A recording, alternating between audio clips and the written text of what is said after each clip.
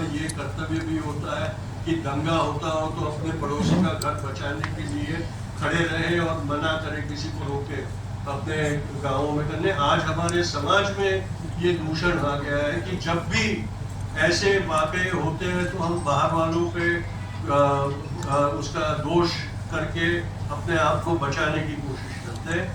गुनाह इसलिए होता है कि जो लोग उस गुनाह में पार्टिसिपेट नहीं करते लेकिन उस गुनाह को रोकने के लिए भी खड़े नहीं होते, उनका जो साइलेंट पार्टिसिपेशन होता है वो भी उतना ही खतरनाक होता है।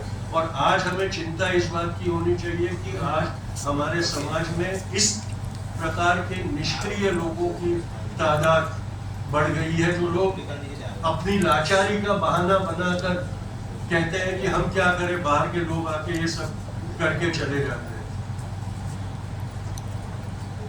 ये कब तक हम ये करते रहेंगे? और इसलिए सबसे बड़ी चिंता आज ये हमारे लिए है कि इस समाज की जो एक लाचार मनस्थिति हो गई है कि हम कुछ नहीं कर सकते।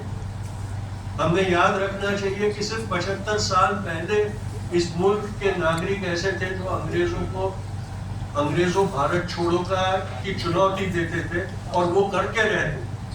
जब तक वो नहीं होता था तब तक वो लोग लड़ते रहते। इस शहर की वो परंपरा है कि जब नेता भी नहीं रहे तब नागरिकों ने लड़ाई लड़ी। 75 साल कोई बड़ी उम्र नहीं होती देश की कि इतना इंसान बदल जाए, कि ऐसे वाकये अब रोजमर्रा की चीज हो। ऐसा नहीं है कि दलितों को मारना रोजमर्रा की बात है। मैं दलित नहीं हूं इसलिए मुझे क्या फर्क पड़ता है। और दलितों को मारने के बाद वो लोग मेरिट की बात करना शुरू करेंगे तो कहेंगे हाँ मेरे बेटे को मेरी बेटी को भी सीट नहीं मिली थी, आधे मार्क से रह गया।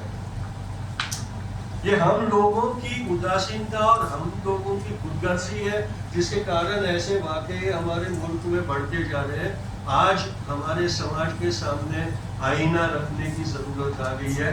कितनी घिनौनी छवि उस आईने में दिखेगी वो देखने की हिम्मत और दिखाने की ताकत हमने लानी जरूरी है। इसलिए सबसे पहले अगर विशालगढ़ जैसे वाकये रोकने की काम करना है तो इस समाज में से नफरत के जहर को निकालने की बात करनी पड़ेगी। सत्ता में से नफरतबाजों को दूर करने की बात करनी पड़ेगी। संभाजी राजे को जरूर जेल में भेजो लेकिन गृह मंत्री को उनके साथ उसी कोठड़ी में बंद करो। ये डिमांड हमने करनी बहुत जरूरी है क्योंकि अगर उन्होंने नफरत फैलाई, उन्होंने मॉब को ले गया तो गृह मंत्री ने अपने ओहदे का उपयोग करके मॉब को कहा है कि आप लिंचिंग करो, हमारी आपको आज्ञा है, हमारे ऑर्डर की जरूरत नहीं है। पुलिस फोर्स की गुलामी के ऊपर हमने काम करना चाहिए कि जिन्होंने संविधान की रक्षा करनी चाहिए वो लोग राजनीतिक नेताओं के और सत्ता पक्ष के हुक्म बजाने में गुलाम बन के रह गए। इस पुलिस फोर्स की निंदा होनी चाहिए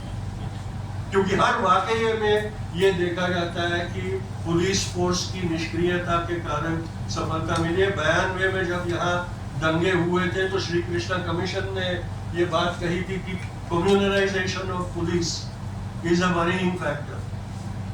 विशालगढ़ जैसे वाकयों में आज भी हमें दिखाई दे रहा है कि पुलिस कितनी कम्युनलाइज हो चुकी है, कितनी पोलराइज हो चुकी है और कितनी अपनी निष्क्रियता से, अपने काम ना करने से ऐसे गुनाहों को पोषती है, एनकरेज करती है। पुलिस रिफॉर्म्स जो सुप्रीम कोर्ट ने कई सालों से ऑर्डर देके रखे और जिनको स्टेट्स अमल में नहीं डाल रहे, उसके लिए भी हमने काम करना चाहिए क्योंकि जब तक पुलिस अपने कर्तव्य को निभाने में लाचारी दिखाएगी तब तक ये होता ही रहेगा। चुनावी रिजल्ट्स आने के बाद और ये कैंपेन चलने के बाद कि मुसलमानों ने, माइनॉरिटीज ने हमारे साथ दगा किया है, तब से लिंचिंग के केसेस देश में बढ़ गए। विशालगढ़ जैसे किस्से किए जा रहे हैं, करवाए जा रहे हैं।